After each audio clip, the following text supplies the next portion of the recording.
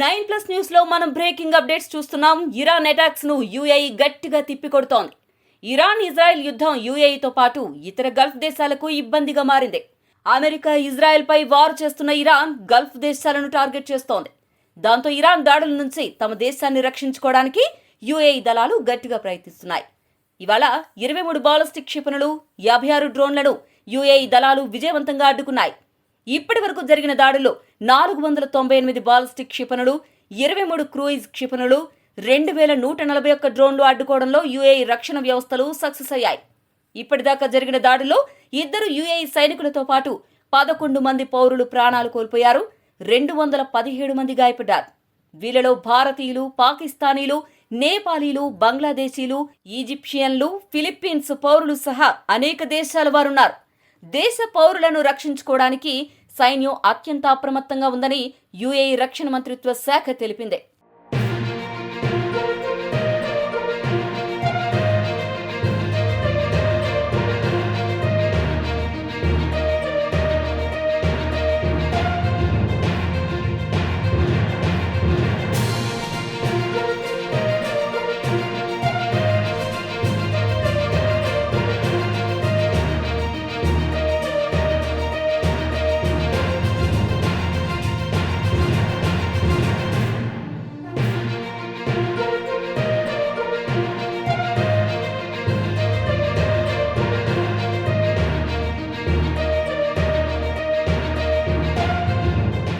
Nine plus news లో మనం breaking updates చూస్తున్నాం. ఇరాన్ అటాక్స్ ను యూఏఈ గట్టిగా తిప్పికొడుతోంది.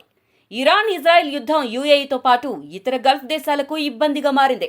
అమెరికా ఇజ్రాయెల్ పై వార్ చేస్తున్న ఇరాన్ గల్ఫ్ దేశాలను టార్గెట్ చేస్తోంది.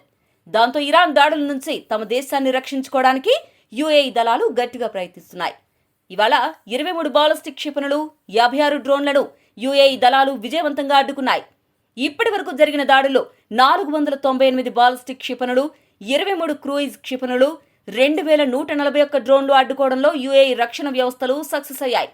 ఇప్పటిదాకా జరిగిన దాడుల్లో 2 యూఏఈ సైనికులతో పాటు 11 మంది పౌరులు ప్రాణాలు కోల్పోయారు. 217 మంది గాయపడ్డారు. వీళ్ళలో భారతీయులు, పాకిస్తానీలు, నేపాలీలు, బంగ్లాదేశీలు, ఈజిప్షియన్లు, ఫిలిప్పీన్స్ పౌరులు సహా అనేక దేశాల వారున్నారు.